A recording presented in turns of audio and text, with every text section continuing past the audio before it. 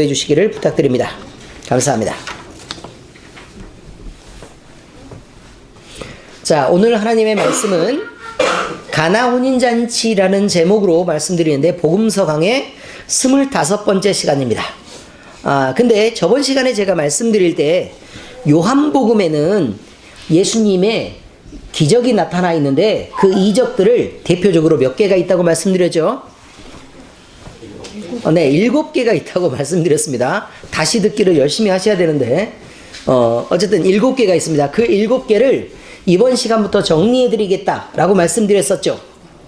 네, 그런데 이 7개의 표적을 통해서 예수님은 하나님의 아들이신 것을 점점 드러내고 계신다라는 부분이 있으니까 이 7개의 표적을 잘 이해하면 하나님의 아들로서 이곳에 오셔서 어떻게 역사하시고 어떤 마음을 품으셨고 또 무슨 생각으로 이런 일을 하셨고 이것이 우리에게는 어떤 의미가 있는가를 배울 수 있게 되는 것입니다. 자, 오늘 첫 번째 시간에는 가나 혼인잔치에서 물이 변해서 포도주로 바뀌는 기적을 말씀드리겠습니다. 이 첫 표적은 예수님이 전능하신 하나님의 아들을 증명하시는 첫 표적이기 때문에 첫 번째는 의미가 늘 있죠. 네, 첫 번째는 늘 의미가 있습니다. 자, 그러니까 이 땅에 임하는 이 풍성한 구원과 은혜의 사역, 예수님이 구원자로 오신 그리스도로 오신 사역을 가장 첫 번째로 표현하는 것이니까 여러분들이 잘 배워보시면 깊은 은혜가 있을 걸로 그렇게 기대를 하게 됩니다. 이번 주부터 7주 동안은 특별히 그 기적에 대해서 나누기 때문에 말씀을 통해 공급되는 큰 은혜들을 함께 누리시기를 바랍니다. 자, 이제 성경 말씀에 대한 설명을 먼저 하겠습니다. 예수님은 가나 혼인잔치에 초청되어서 참석하십니다. 자, 그럼 말씀을 읽어보니까요. 사흘째 되던 날 갈릴리 가나에 혼례가 있어서 예수의 어머니도 거기 계시고 예수와 그 제자들도 혼례 청함을 받았더니 라고 이렇게 나와 있습니다. 그러면 이 사흘째 된다 라는 표현은 이것이요 실제로 일어난 사건이라는 것을 얘기를 하고 있고, 그 다음에 이 사흘이라는 말은 어떤 시점을 기준으로 해서 사흘째 되던 날 이렇게 표현하고 있겠죠, 그죠?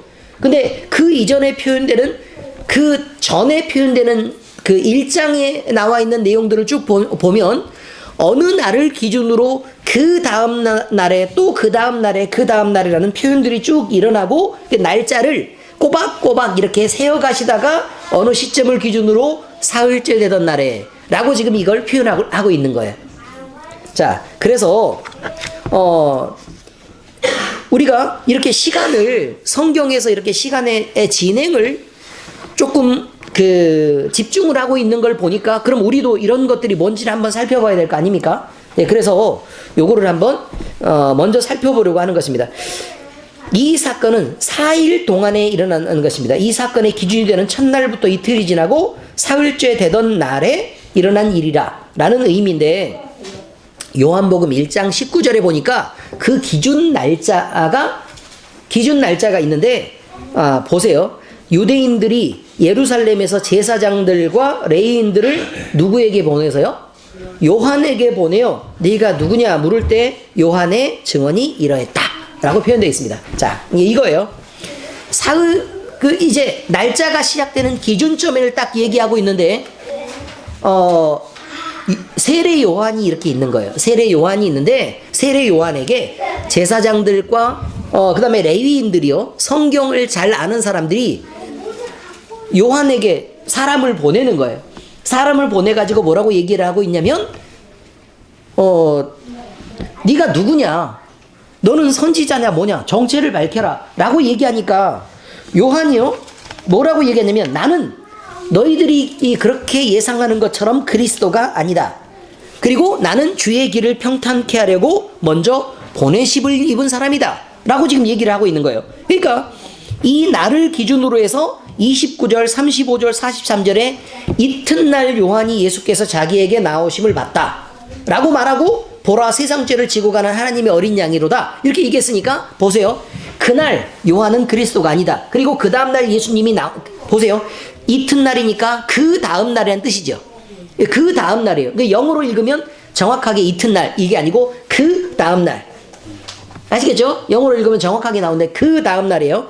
그 다음날 요한이 예수님이 자기에게 나오는 걸 보고 이분이 세상 죄를 지고 가는 하나님의 어린 양이다 라고 얘기하는 두 번째 날이 있고, 또 그 다음날 35절에 이튿날 그 다음날 요한이 자기 제자 중 두 사람과 함께 섰었습니다. 나오고 또 그 다음날 예수께서 갈릴리로 나가시려 하시다가 빌립을 만나 이르시되 나를 따르라 하시니, 그럼 제자를 부르셨죠. 그리고 그로부터 사흘째 되던 날이 오늘 본문에서 다루는 날이기 때문에 세례 요한에게 유대인들이 질문을 하고 답을 들은 날로부터 정확히 7일째 되는 날에 첫 번째 기적을 일으키셨다 그 말이에요. 그러니까 유대인들이, 레위인과 제사장들이 그럼 누가 그리스도인가? 라는 질문을 하고 나서 쭉 일이 진행이 되자 6일이 지나고 나서 7일째 되던 날에 이 일이 벌어졌다라고 성경이 얘기를 하고 있는 거예요. 아시겠죠? 어떤 의미인지. 그렇죠? 자, 7일 그러면 우리는 딱 생각나는 게 천지창조를 하신 하나님의 계획의 날이라는 걸 알고, 그 7일째 되던 날은 안식일이 있죠? 자, 그러니까 이런 거하고 똑같아요. 천지가 시작되면서 창조가 되고 마지막 날은 하나님이 쉬게 하셨다라는 말과, 지금 요한복음에서 얘기하는, 요한복음에서 그리스도가 누군가, 그러면 이제 죄로부터 벗어나는 것을 꿈꾸어서 그 일들이 쫙 이렇게 진행이 되면서 마지막 날에 그리스도가 여기 있어서 참 평안과 안식이 되는 그리스도가 이렇게 오셨다라는 날과 정확하게 일치하고 있다. 그런 날이에요. 모르셨나요? 읽으면서 다들 느끼셨죠? 그럴 줄 알았어요. 자, 그 다음에 숫자 3이라는 게 있습니다. 그런데 사흘째 되던 날에라고 표현을 하죠. 그러니까 그 다음날이라고 표현하고 사흘째 되던 날에라고 표현하는데 3, 그러면 먼저 뭐가 생각나요? 삼위일체 하나님, 또요 예수 그리스도의 부활, 이것입니다. 예수 그리스도의 부활. 근데 이것이 혼인잔치하고는 도대체 무슨 관계가 있길래 하나님이 그렇게 하셨을까? 라는 것이 또 중요한 사건이에요. 예수님이 이런 거예요. 안경을 벗으면 못생겨지는데. 자, 이런 거죠. 혼인잔치에 초청을 받았어요. 예수님과 어머니도 초청을 받았고 예수님도 초청을 받았습니다. 그 초청을 받았다는 것은요, 무관한 사람이 아니란 뜻이에요. 어머니와 자식이 동시에 초청을 받았다는 것은 무관한 쪽이 아니고 예수님의 친척 중에 누군가의 혼례잔치다, 이렇게 표현을 하고 있는 거예요. 사실은. 됐죠? 네, 예수님의 친척 중에 누군가의 혼례잔치에 예수님이 초청을 받았습니다.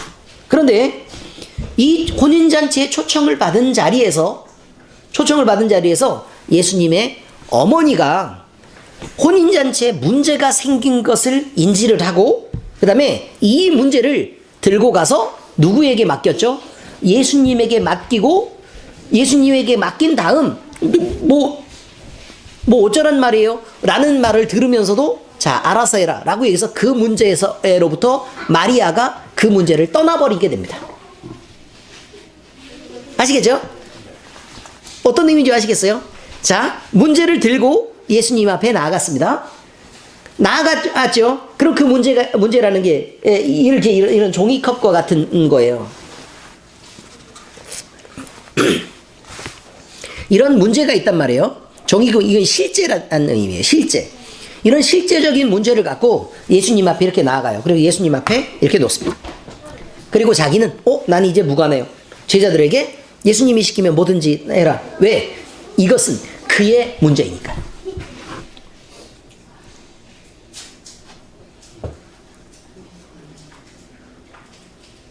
내 문제가 아니고 이제는 그의 문제라는 말입니다.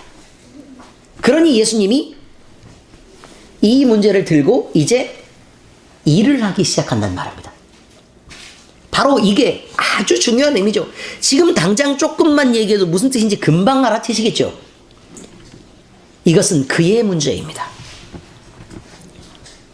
그의 문제라고 인정하시고 이걸 들고 가서 예수님 앞에 벌벌 떨면서요, 나와가지고 이걸 들고 벌벌 떨면서 이것 좀 해결해 주세요 라고 자기가 붙잡고 놓지 않고 끝까지 버티는 사람이 존재한다는 말입니다.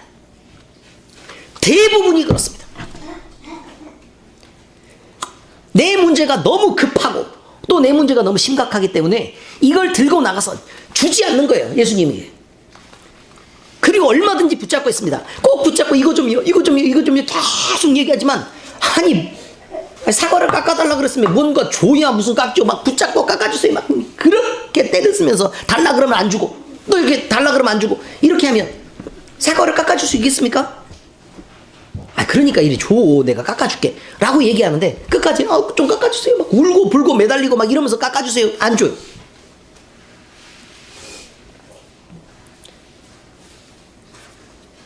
이것이 어떻게 예수님에게 그 문제를 풀어달라고 얘기하는 내용이 되겠습니까? 말이 안 되는 거죠. 그러면서 여러분들은 그렇게 문제를 붙잡고 있으면서 한다는 말들이 뭐냐면, 내가 너무 간절해서 매번 예수님께 기도한다고 얘기를 하는 거예요. 내놓지 않는 것을 갖고 신앙이라고 얘기하는 것입니다. 아니요, 믿지 못하기 때문입니다. 문제가 있으면 그 문제가 여전히 예수님 앞에 나아갔을 때 여전히 우리의 문제에서는 안 됩니다. 그의 문제여야 됩니다.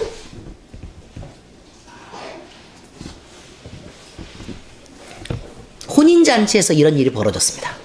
혼인잔치는 생명과 번영의 시작입니다. 창세기에 하나님은 아담에게 사람을 만들었어요. 근데 여자를 만들어서 하나님이 친히 이끌어 오십니다. 그리고 가정을 만들어 주셨고 에덴 동산은 그의 신방이 되었습니다. 그리고 하나님의 명령은 생육하고 번성하여 땅에 충만하고 땅을 다스려라 라는 권한과 권세와 책임을 부여했습니다. 여러분, 권한은요, 그럴 자격이 있단 말이죠. 네, 권세란 말은요, 힘을 가졌다는 뜻이에요. 힘과 능력을 가졌단 말이에요. 책임은 그렇게 해야 한단 말이에요. 그러니까 결국 생육하고 번성하고 땅이 충만하는 것은 그럴 자격도 있고 그럴 능력도 있고 그럴 책임도 있다고 얘기하는 것입니다. 뭐가 있다고요? 자격도 있고 능력도 있고 책임도 있다. 우리에게 가정을 부여하신 하나님의 뜻이 그렇단 말입니다. 하나님이 우리에게 가정을 주셨을 때는 생육하고 번성하고 땅에 충만할 권한을 주셨고 권세를 주셨고 책임을 부여하셨습니다. 그런데요, 그 안에서 우리가 서로 사랑하고 생육하고 번성해서 땅에 충만해야 되는데 그 책임도 다하지 않고 벌벌벌 떨고 있는 것입니다. 그런 자격이 있음에도 그걸 인정을 못하고 있고 그런 자격을 자격으로 활용을 하지 못하고 있는 것입니다. 그런 의무가 있음에도 불구하고 그렇게 안 하고 꼭 거기서 멈춰서 서로 자기만 이렇게 쳐다보고 있는 것입니다. 여러분, 가정은요, 자기를 바라보라고 만든 것이 아닙니다. 하와가 아담에게 올 때 아담의 눈이 자기를 봤어요? 하와를 봤어요? 하와에게 온통 꽂혀가지고 그 바보가 한다는 말을 뭐라고 얘기냐면, 아이고 이는 내 뼈 중에 뼈요 살 중에 살이네. 아무튼 온통 그녀에게, 아담의 관심이 거기에 꽂혀 있습니다. 가정을 이루는 사람들은 내가 갖고 있는 기준이 분명히 있을 수 있습니다. 그러나 상대방이 갖고 있는 기준이 더 중요한 것입니다. 그러나 분별 없이만 행동하지만 않으면 상대방의 기준이 더 중요합니다. 아담은 어디까지 바보짓을 했느냐? 선악과를 따서, 자기야 되게 맛있어 보이는데 이게 자기 좀 먹어봐 라고 얘기하니까 그걸 쳐먹었단 얘기예요. 그렇게 분별 없는 행동까지 가서는 안 되겠지만 여러분, 거의 거기까지 가야 합니다.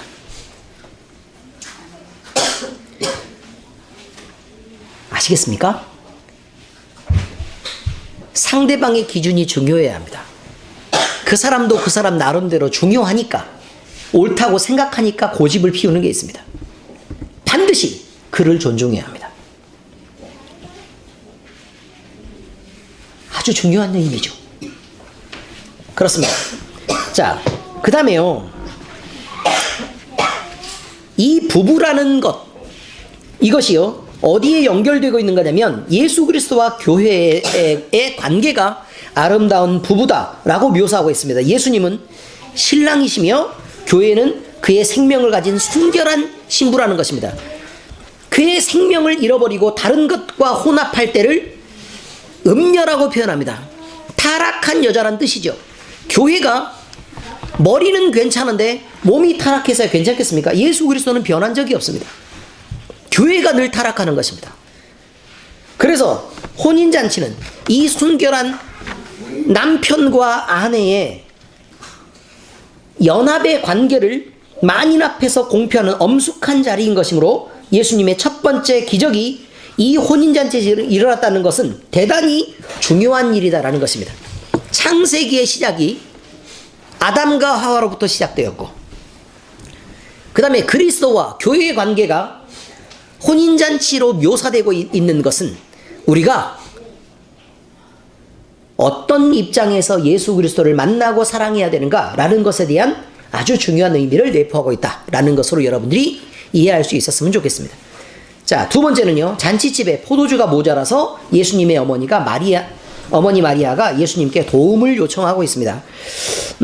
요한복음 2장 3절에서 5절에 보니까 포도주가 떨어진지라 문제가 생겼죠. 예수의 어머니가 예수에게 이르되 저들에게 포도주가 없다 하니 예수께서 이르시되 여자여 나와 무슨 상관이 있나이까. 여기 여자여 라는 말은 극존칭입니다. 극존칭입니다. 예수님이 돌아가실 때에도 이런 표현을 한번 쓰신 줄 아시죠? 네, 극존칭입니다. 그래서 하나님 당신의 이름으로 라고 얘기할 때 그 당신은 삿대질하면서 당신 그거 아닌 거 아시죠? 똑같이 말을 표현해도 그런 뜻이 아닙니다. 그래서 여자요 그러면 이 버르장머리가 없어가지고 이렇게 생각하시면 곤란해요. 아시겠죠? 네, 그런 의미가 아니니까요. 여자요 나와 무슨 상관이 있나이까.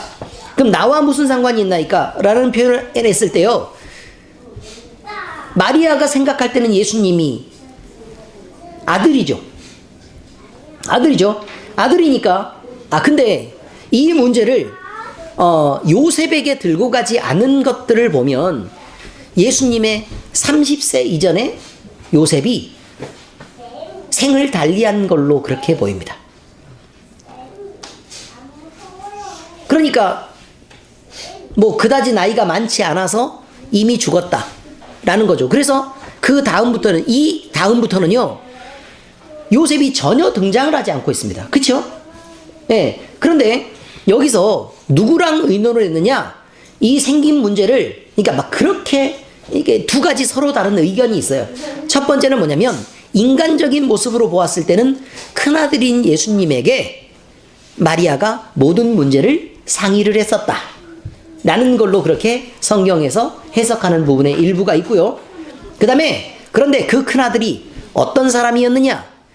마리아는 요셉 사후에 늘 예수님에 대한 생각을 하고 있었던 것처럼 보입니다. 자, 그렇게 생각을 했을 때요, 예수님이 그 태어나기 전에 일어난 사건들과 그 다음에 자기가 예수님을 어떻게 잉태를 했던 과정, 그 다음에 예수님이 태어나서 성전에 데리고 갔었을 때의 이야기들, 그 다음에 그 이후로 또 그 성전에 올라갔을 때 예수님의 어린 시절의 그런 여러 가지 사건들, 이런 것들을 다 다시 기억해서 이분은 문제를 해결하실 수 있는 분이구나 라는 생각들을 분명히 했을 것이란 말입니다. 안 그러면 그냥 이렇게 무모하게 그냥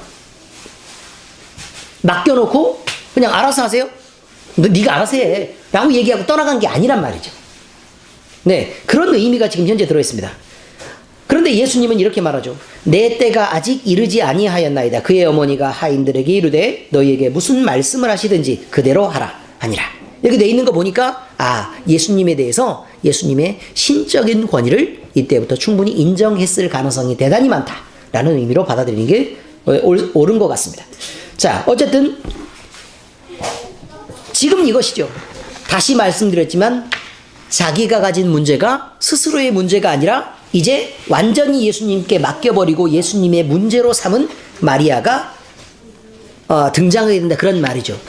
여기서 우리는 배울 게 굉장히 많습니다. 우리의 기도가 어떠해야 되는가? 또 우리의 삶의 모든 문제들을 만날 때 우리는 과연 어떤 태도로서 하나님 앞에 나아가야 하는가? 그리고 나아갔을 때는 그 결과가 어떻게 돼야 되는가? 하나님께 맡긴다는 것은 문제를 들고 나갔다가 다시 들고 돌아오는 것이 아닙니다. 여전히 내가 그 문제를 갖고 있고 여전히 그 문제가 내 소유라면 그것은 하나님 앞에 맡긴 것이 아닙니다. 그러니 이런 분명한 사실들에 대해서 여러분들이 인지해 두시기 바랍니다. 사실 혼인잔치에서 포도주는 아주 중요한 역할을 그때 당시에 하고 있었습니다. 포도주는 유대인의 일상에서 음료수처럼 늘 마시던 거였고요.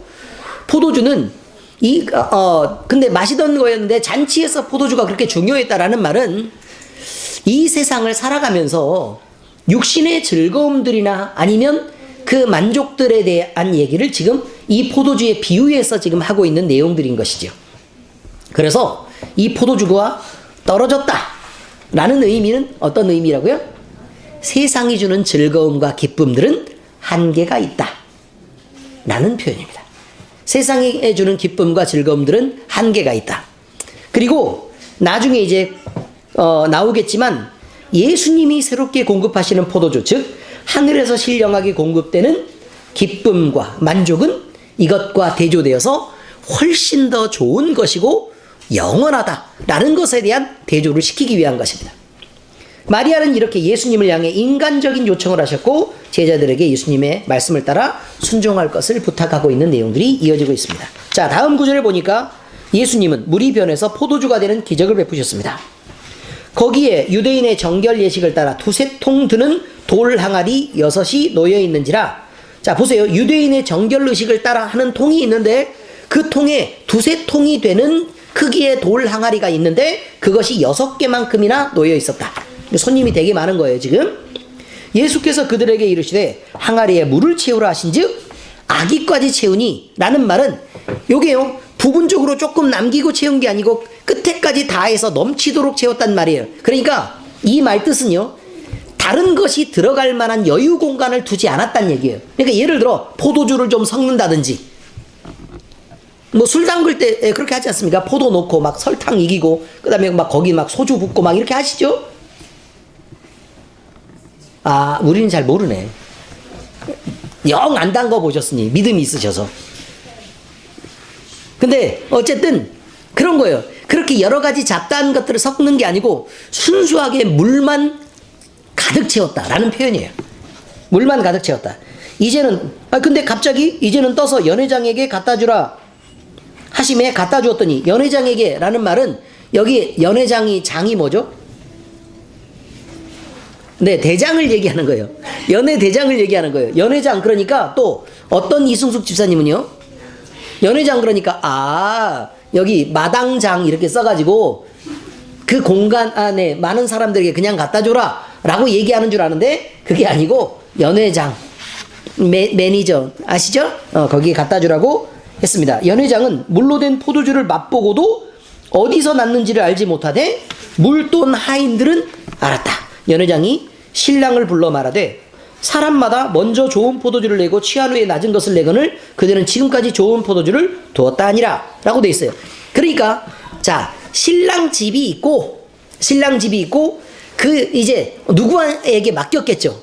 연회장에게 맡겨가지고 자, 이 모든 행사를 좀 주관을 해주십시오. 나는 결혼을 하고 있는 신랑이니까 모든 걸 신경을 못 쓰니까요 라고 얘기했는데 연회장이 신랑에게 와서 야, 그 포도주 어디서 나오는데 이렇게 좋은 포도주를 이렇게 나중에 내? 라고 표현했다는 거예요. 그냥. 자, 이제 예수님은 이제 여기서 보니까 돌 항아리에 물을 채우라고 명하시는데 정결 의식에 사용되던 항아리의 크기는 약 40리터쯤 됩니다. 40리터. 근데 근데 40리터쯤 되니까 그 항아리가 1.5리터 페트병 약 13병이 들어가요. 13병 정도 들어가는 그 정도의 양이에요. 그러니까 요 정도 페트병 13개가 들어가니까 어느 정도 양인지 대충 의미를 아시겠죠? 그런데 이 돌 항아리 두세 통 크기의 이 돌 항아리가 정결 의식에 사용되는 통에 두세 통 크기라고 얘기했으니까 이것은 약 100리터 1.5리터 페트병 약 40개 분량에 해당되는 것입니다. 근데 이 돌 항아리가 6개나 있다 그랬으니까 페트병 얼마 분량이라고요? 240개 정도 분량이니까 사람들도 어마어마하게 많고 양이 엄청난 양이라 지금 그런 뜻이에요. 지금 이게 무슨 뜻이냐면요, 양이 엄청나게 많다라는 말은 예수님이 진짜 어마어마하게 큰일을 하셨네, 그런 뜻이 아니고 뭘 섞어서 만들 양이 아니란 뜻이에요. 아니, 포도주가 다 떨어졌는데 포도주를 희석시켜가지고 이렇게 해서 포도주 맛이 나게 해가지고, 야, 이건 깔끔한 맛이네, 그러면서 갖다 줄 수 있는 양이 아니라고 지금 얘기하는 것입니다. 이 양을 괜히 지금 제가 계산을 해가지고 쓰는 게 아니에요. 그 어마어마한 양은 나머지 뭐 포도를 갖다 넣든 섞든 아니면 속일 수가 없는 양이란 뜻이에요. 페트병 240개라니까요. 쌓아보세요. 어마어마하죠. 예수님은 제자들에게 항아리에 물을 채우라고 명하시고 제자들은 말씀을 듣고 항아리 아기까지 물을 채웁니다. 가득 채운 항아리에는 아무것도 더 들어갈 수 없는 상황이었다는 얘기죠. 자, 여러분, 그런데요, 물을 가득 채웠어요. 채우자마자 뭐라고 얘기하죠? 자, 이제 떠서 연회장에게 갖다 줘라 라고 얘기하는 거예요. 자, 생각해 보세요. 항아리에 굳이 물 떠다 연회장에 갖다 주라 그럴 수 있잖아요. 그쵸? 근데 그렇게 안 하고 뭐라고 얘기했어요? 항아리에 먼저 물을 채워라, 죽으라고 다 채웠어요. 그랬더니 다시 떠서 갖다 줘라 연회장에게, 이렇게 얘기했는데 뭐 별 말 없이 그냥 떠서 갖다 줍니다. 그쵸? 이것은요, 물을 떠서 항아리에 부은 사람들이 인정하기가 어려운 일 아니겠습니까? 자기들이 물을 떠다가 여기 갖다 줬는데, 통에다가 부었는데, 자, 이제 갖다 줘 라고 얘기하니까 그 물을 떠다가 다시 갖다 주라고 얘기하는 거예요. 그러니까 이거 맹물인데? 이렇게 생각할 수밖에 없는 거죠. 이거 분명히 맹물인데? 그런데 두 말이 없습니다. 말 없이 순종합니다. 이렇게 예수님은 순수한 물을 완벽한 포도주로 바꿔버린 것입니다. 여러분은 하나님을 믿으십니까? 그렇다면 여러분의 상식으로 이해되지 않는 일까지라도 믿음을 동원해서 순종하셔야 하는 것입니다. 여러분에게 무슨 행동을 요구하실 때 행동을 하셔야 된다는 말입니다. 그때 하나님만 하실 수 있는 방법으로 하나님은 여러분이 가진 문제를 해결해 주실 것입니다. 하나님의 방법입니다. 나중 포도주는 처음보다 더 맛이 있고 좋은 포도주였습니다. 세상이 주는 위로와 만족과 기쁨을 원하십니까? 그러나 이 세상이 주는 것은 일시적이고 부분적이며 늘 배고프고 목마르고 끝이 있습니다. 세상이 주는 것으로 먹고 마시고 평안을 얻으시려고 합니까? 이것은 한계가 있단 말입니다. 그리고 늘 완벽하지 않습니다. 그러나 세상이 주는 것보다 예수님이 공급하시는 그 완벽한 포도주는 하나님의 것으로부터 공급되고 하나님으로부터 나오는, 더 이상 목마르지도 않고 불화를 일으키지도 않고 문제가 되지 않는 완벽한 포도주였다라는 것을 여러분들이 잊으시면 안 됩니다. 다음 이야기입니다. 이 첫 번째 표적을 통해 제자들은 예수님을 메시아로 믿게 되었습니다. 예수께서 이 표적을 갈릴리 가나에서 행하여 그의 영광을 나타내심에 제자들이 그를 믿으니라. 보세요. 뭐 다른 사람에 대한 얘기는 필요 없어요. 다른 사람에 대한 얘기는 필요 없고, 자, 보세요. 예수님의 어머니가 제자들에게 말을 해요. 예수님이 시키시면 그대로 순종하세요 라고 얘기하니까 제자들은 예수님의 말을 따라 자기들이 그냥 맹물을 떠다가 항아리에 담았고요, 그 담은 맹물을 갖다가 직접 퍼다가 연회장에게 갖다 주었습니다. 그런데도 의심하지 않고 행동을 했죠. 자, 그러고 나니까 수고로움은 누구에게 쓰냐면 제자들이 다 수고를 한 거예요. 이 모든 상황을 알고 있는 사람이 누구라고요? 제자들이죠. 그래서 이렇게 되죠. 제자들이 이제 메시아라고 그를 믿게 되었다, 그 말이에요.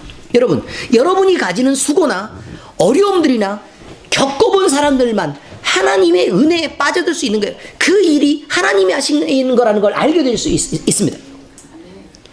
옆에서 구경한 사람들은요,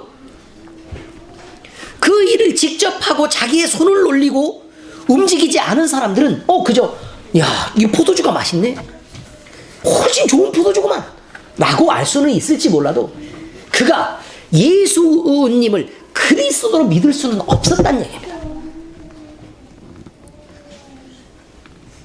하나님이 하시는 일 가운데 여러분의 손이 개입하고 여러분이 몸이 개입해서 수고로움과 그 고난과 또 거기 안에 있는 여러 가지 의심할 만한 여러 가지 상황들과 그리고 그것들을 다시 증명해내시는 예수님의 확증들을 여러분들이 직접 보고 경험하지 않는 이상 예수님을 그리스도로 인정하는 것까지는 안 된단 말이죠.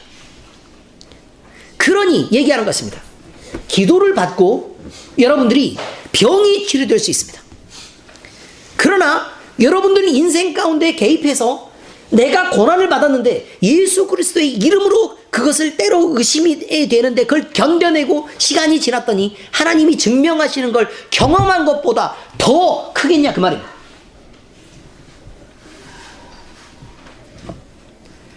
하나님을 안다는 것은 말이죠. 하나님을 안다는 것은 내 안에 여러 가지 억울한 일을 당하면서 견디는 시간이 필요하다는 것입니다. 나에게 불편함을 당하고 내가 이성적으로 인정이 안 되는 여러 가지 상황이 있단 말이에요. 너무 억울한 거예요. 당하다 보니 이러면 안 될 것 같은 거예요. 내가 이렇게까지 당하면 내가 너무 억울하다. 하나님, 내가 이렇게까지 견뎌야 돼요? 도대체 나는 언제까지 이런 걸 참아야 돼요? 이런 일을 분명히 만날 수 있단 말입니다. 그러나 하나님이 말씀하십니다. 그거 네 분량이다. 내가 그 억울함을 없애줄게. 너 스스로 그것을 입으로 꺼내고 행동으로 버텨서 그걸 이겨내려고 하지 말아라. 그건 네가 네 문제를 스스로 갖고 있는 거 아니냐 그 말이에요.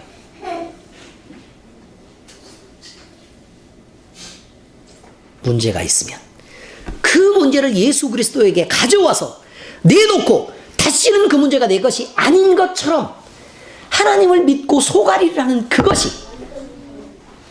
믿음이란 말입니다. 그래야 하나님이 인생에서 개입하시고 좋은 열매들을 주시겠죠. 여러분이 버티는 것으로 좋은 열매를 맺을 수 있겠습니까?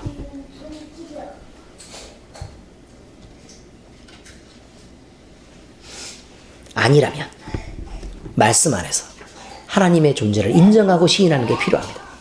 우리는 이 가운데서 이런 여러 가지를 알 수 있게 됩니다. 첫 번째, 예수님을 초대하셔야 예수님을 모실 수 있습니다. 첫 번째 얘기입니다. 가나의 혼인집에서 예수님을 초대했습니다. 그래서 예수님이 그 자리에 있게 되었고 문제를 예수님께 맡길 수 있게 되었습니다. 우리 마음속에 예수님이 오신다는 것은 이런 기가 막힌 상황을 준비하는 것입니다. 성경이 말씀하시죠. 볼지어다 내가 문 밖에 서서 두드리노니 누구든지 내 음성을 듣고 문을 열면 내가 그에게로 들어가 그와 더불어 먹고 그는 나와 더불어 먹으리라. 요한복음 1장 12절 영접하는 자 곧 그 이름을 믿는 자들에게는 하나님의 자녀가 되는 권세를 주셨다. 이것이 예수님이 우리 가운데 오셔서 나타나는 일입니다. 그러므로 반드시 우리는 예수님을 초대하고 문을 열어둬야 됩니다. 초대하는 사람이 문을 꼭꼭 걸어 잠그고 그렇게 있는 것은 초대하는 것이 아닙니다. 또 있습니다. 모든 문제는 예수님과 상의하셔야만 해결의 실마리가 보이는 것입니다. 예수님의 어머니 마리아가 했던 지혜로운 행동을 생각해 보십시오. 예수님께 가지고 가서 그 문제를 내어놓은 다음 다시는 자기 소유로 인정하지 않았습니다. 그러므로 모든 문제는 기도하며 예수님과 상의하셔야 합니다. 예수님은 우리에게 가장 좋은 길을 보여주실 것이고 하나님의 뜻을 향해 우리를 움직여서 이끄실 것입니다. 시편 37편에 보니까 내 길을 여호와께 맡기라. 그를 의지하면 그가 이루실 것이다 라고 얘기합니다. 잠언 16장 3절에 보니까 너의 행사를 여호와께 맡기라. 그리하면 네가 경영하는 것이 이루어지리라 라고 되어 있습니다. 우리 의도대로 욕심을 갖고 끌고 가지 마시고 하나님께 그 문제를 맡겨버렸을 때 그리고 내가 그 문제를 포기했을 때만 하나님이 역사해 주시는 것입니다. 내가 포기할 수 없는 것은 결코 하나님의 문제가 아닙니다. 내 문제입니다. 내가 포기할 수 있는 것만 하나님의 문제가 됩니다.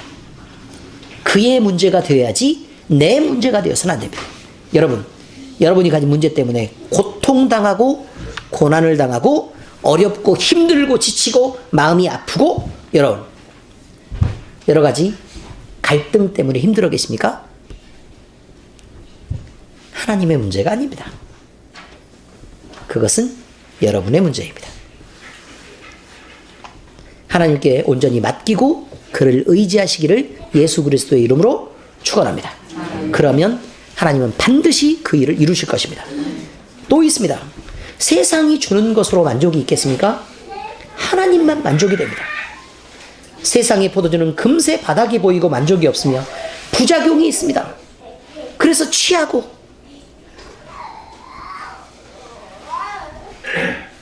그래서 범죄를 저지르고 죄 가운데 빠져드는 것이 세상이 주는 만족입니다.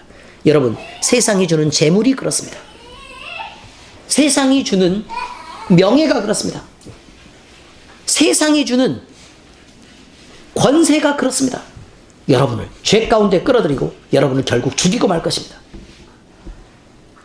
세상이 주는 것으로 무엇인가 해결하려고 하는 여러분은 마음을 부지런히 접으시기를 예수 그리스도의 이름으로 축원합니다.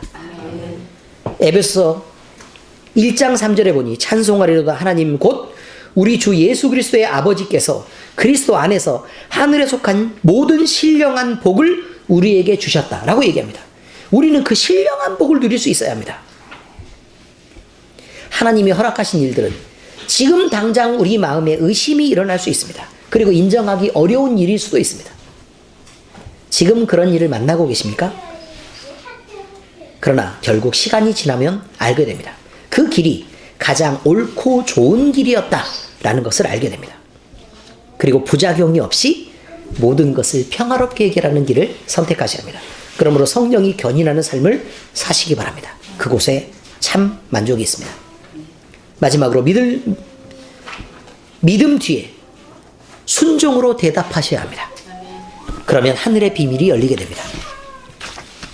순종은 믿음이 있다는 것을 나타내는 표현입니다. 순종 없는 믿음이 있을 수가 없고 믿음은 순종으로만 증명되는 것입니다. 순종이 형식으로 가득 찬 제사보다 낫고 자기 백성이 하나님의 목소리를 즐겨 듣는 것을 하나님은 기뻐하시고 하나님의 마음에 즐거움을 삼겠다라고 성경이 얘기하고 있습니다. 사무엘상 15장 22절에 보니까 사무엘이 이르되 여호와께서 번제와 다른 제사를 그의 목소리를 청종하는 것을 좋아하심같이 좋아하시겠나이까 순종이 제사보다 낫고 듣는 것이 숫 양의 기름보다 나으니 라고 되어 있습니다. 여러분이 하는 수없는 헌금과 수많은 예배의 형식보다 중요한 것은 여러분 마음에 하나님을 기뻐하시는 순종입니다. 그리고 여러분들이 많은 예물을 드려서 하나님 앞에 거들먹거리는 것보다 그저 하나님을 사랑하는 것을 하나님은 즐거워하신단 말입니다. 어떤 부모가 자식이 제물로 갚는 걸 좋아하겠습니까? 그 부모를 사랑하고 그 부모를 존중하는 것보다 더 좋아하겠습니까? 사람이야 돈 없으니까 돈 주는 거 좋아하죠. 하나님이 그지입니까? 돈 주는 걸 좋아하게 그들의 마음을 받으시는 것입니다. 여호수아 1장 8절에 보니까 이 율법책을 내 입에서 떠나지 말게 하며 주야로 그것을 묵상하여 그 안에 기록된 대로 다 지켜 행하라. 그리하면 내 길이 평탄하게 될 것이며 내가 형통하리라. 보세요. 말씀을 순종하는 것이 길이 평탄하게 되는 것이고 형통한 길이 될 것입니다. 그런데 말씀은 순종 안 하고 길을 평탄하게 하고 싶고 형통하게 하고 싶은 욕심들에 가득 찬 것이 있단 말입니다. 그것이 죄입니다. 에베소 6장 6절에 눈가림만 하여 사람을 기쁘게 하는 자처럼 하지 말고 그리스도의 종들처럼 마음으로 하나님의 뜻을 행하고 행동을 하는 것이 중요한 게 아니고 마음으로 하나님의 뜻을 지키는 게 더 중요하다는 말입니다. 왜 자꾸 눈을 가려서 하나님을 속이려고 하냐는 말입니다. 세상의 것을 얻으려고 하나님을 속이는 것은 결코 하나님이 속지 않는 분임을 잘 모르고 있는 것입니다. 그러므로 여러분은 예수님께서 가나 혼인잔치에서 첫 번째 베풀었던 기적들을 어떤 의미로 베풀었는지 여러분들이 잘 기억해 주시기 바랍니다. 또 한 가지 반드시 기억해야 될 건 예수님 앞에 문제를 들고 나오신 여러분, 다시는 그 문제를 여러분의 소유로 삼지 않기를 바랍니다. 그 문제에서 놓고 떠나십시오. 그래야 그의 문제가 됩니다. 기도하시겠습니다. 우리에게 찾아오신 예수님, 예수님은 하나님의 아들이시면서도 우리 때문에 종의 옷을 입으시고 이 땅에 오셨습니다. 또 하나님의 기뻐하시는 뜻을 따르기 위해 온 생애를 들여 말씀에 순종하셨고 늘 하나님과의 즐거운 교제로 만족을 얻으셨던 것도 우리는 알고 있습니다. 그런데 우리 눈에는 늘 먼저 세상이 보이고 우리 마음에는 먼저 나를 향한 위로와 즐거움들이 먼저 보여서 주님의 마음과 많은 시간과 상황 속에 멀어져 있던 것을 우리가 생각해내고 다시 회개하며 돌이키기를 원합니다.